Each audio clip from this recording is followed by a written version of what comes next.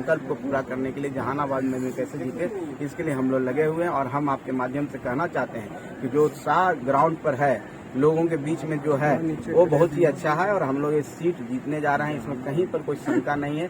यही कहने के लिए हम लोग आए हैं कि कोई नैरेटिव सेट कर देता है कि किसी तरह का, उससे हतोत्साहित होने की जरूरत नहीं है।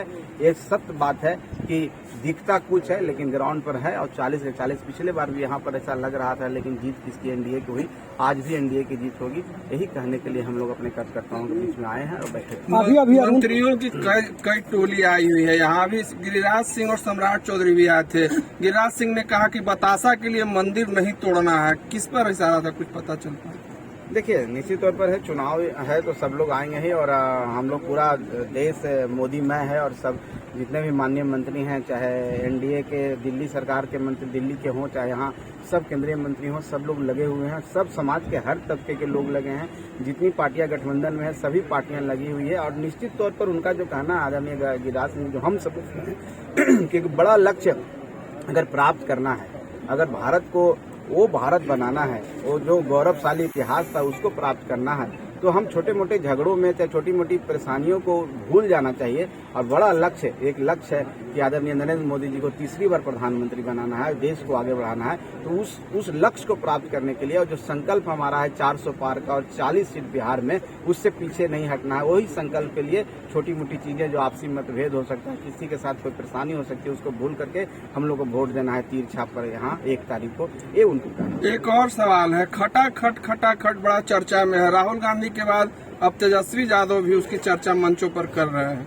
अब देखिए, राहुल गांधी जी एक सम्मानित नेता हैं, लेकिन अपने को समझते हैं वो पूरा नहीं कर पाए हैं।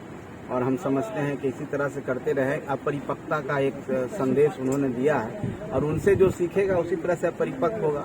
और आप देखिए कि जहाज पर केक काट रहे हैं और कह रहे हैं किसी को मिर्ची लग रही है, तो आप केक काट रहे हैं, केक में मिठास है, उस मिठास में आप कह रहे हैं कि किसी को मिर्ची लग रही है, तो मिर्ची आपको लग रही है तभी आपको ऐसा अनुभव हो रहा है। तो ये ग्राउंड रियलिटी है, एक बच्चों का खेल खेल रहे हैं। जैसे 2 युवा है ना, अभी नए युवा हैं, राजनीति का खेल देखे हैं, दौड़ के जाना है और 7 जगह कार्यक्रम कर देना, कैसे 8 जगह कार्यक्रम करा देना है कि हमारा रिकॉर्ड कायम हो और हम किसी से। तो ये परिपक्वता का परिचय है। और ऐसे परिपक्व लोग तो कोई राज्य का और कोई देश का नेतृत्व नहीं कर सकते हैं। आपको पता ही है कि कांग्रेस के जो हमारे युवराज हैं आदरणीय राहुल गांधी जी, वो कांग्रेस एक ऐसा कांग्रेस है जिसके साथ जितने भी लोग लगे हुए हैं उनके विरोध में सब पैदा हुए हैं और उनकी विचारधारा उनसे अलग है। लेकिन सबकी अपनी महत्वाकांक्षा है। यहाँ पर कोई विकास की बात नहीं कर रहा, सिर्फ एक ही बात कर रहा है, नरेंद्र मोदी जी को हराना। उनको जहानाबाद में अरुण कुमार चुनावी मैदान में है, लगातार विकास की भी बात कर रहे हैं और कह रहे हैं कि जो लोग गलत लोग हैं, गलत लोग के संरक्षण में आ रहे हैं। 800 करोड़ का घोटाला हुआ था, लालू यादव चारा घोटाला में जेल गए,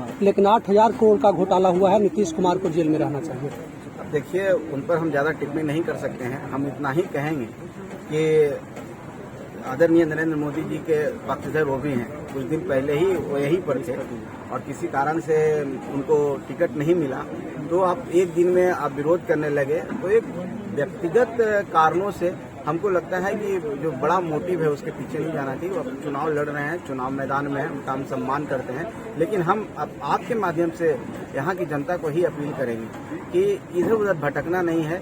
आप आदरणीय नरेंद्र मोदी जी को वोट देना है, आपका एक वोट मोदी जी को वोट जाएगा और मोदी जी देश के लिए कर रहे हैं, इसलिए आप भी सहमत होंगे, सब लोग सहमत होंगे कि इस तरह का कार्य इस देश में हो रहा है, कैसे हमारा भारत बढ़ रहा है। जो हमारा जो पहले परिचय था, आज हमारा क्या है, आज दूसरे राष्ट्र के लोग भी हमको सम्मान करते हैं। हम हर क्षेत्र में आगे बढ़ रहे हैं। हम ऐसा काम किए कि 370 जैसा विशाल सा दिखने वाला न होने वाला चीज को हमने किया है। तो हम हर क्षेत्र को, किसान की बात हो, गरीब की बात हो, वैज्ञानिक की बात हो, हर क्षेत्र में हम आगे बढ़े हैं और देश हमारा आगे बढ़ रहा है। तो हम देश के लिए वोट मांग रहे हैं, हम एक व्यक्ति के लिए यहाँ वोट मांगने नहीं आए हैं। और देश कैसे आगे बढ़ेगा तो मोदी जी के नेतृत्व में ही बढ़ेगा, क्योंकि विपक्ष के पास कोई नेतृत्व करता ही नहीं है, विपक्ष के पास कोई नीति नहीं है, विपक्ष के पास कोई नेता नहीं है, तो कैसे उस पर हम विश्वास कर सकते हैं। तो जनता सब समझ रही है और छोटे मोटे मुद्दे के कारण कुछ परेशानियां हैं, लेकिन जब समय आएगा, जब 1 तारीख को वोट देने की बात आएगा, तब देखेंगे सब भुला करके जनता यहाँ जो हमारे प्रत्याशी हैं उनको विजय बनाने। आप राष्ट्रीय अध्यक्ष हैं हम पार्टी के, उनके कुछ समर्थकों का कहना था कि भूमिहार की ही पार्टी हम भी है,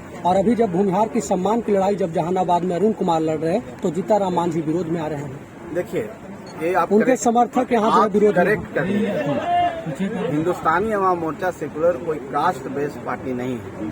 हिंदुस्तानी अवाम मोर्चा सेकुलर का एक नारा है कि हम गरीब को कैसे लेके चलेंगे, सबका इरादा नेक हो और भारत के गरीबों एक हो। हम जब गरीब की बात करते हैं तो समाज के सब तबके के लोग आते हैं। ये हमारा सौभाग्य है कि जहानाबाद में जिस समाज की ओर आप इशारा कर रहे हैं उनका हमको समर्थन मिला है, सहयोग मिला है और उनका एक अलग सहानुभूति हमारे प्रति है। तो हम लोग इस सिंड्रोम में नहीं रहते हैं कि किसी कास्ट बेस्ड राजनीति करते हैं। हमको गरीब को आगे बढ़ाना और हम समझते हैं एनडीए के सरकार में ही गरीब आगे बढ़ेगा, उनका मान सम्मान बढ़ेगा। इसलिए पुनः अपील करते हैं कि इधर उधर नहीं भटकना है। वो भी सम्मानित है, लेकिन यहाँ देश का बात है तो हमको चुनाव की इच्छा। एक आखिरी सवाल है, अनंत सिंह को जो है मोकामा में उतारा गया, चर्चा है कि जहानाबाद में भी पैरोल पर बाहर लाया जा सकता है, जहानाबाद के चुनावी सरगर्मी में उतारा जा सकता है। अब देखिए, इसकी जानकारी मुझे नहीं है तो मैं इस पर कोई टिप्पणी नहीं कर सकता हूँ। जो भी आएंगे और सब स्वागत है अगर हम लोग के मदद के लिए आते हैं, लेकिन इस पर मुझे कोई जानकारी नहीं है, इसलिए टिप्पणी करना बेकार है।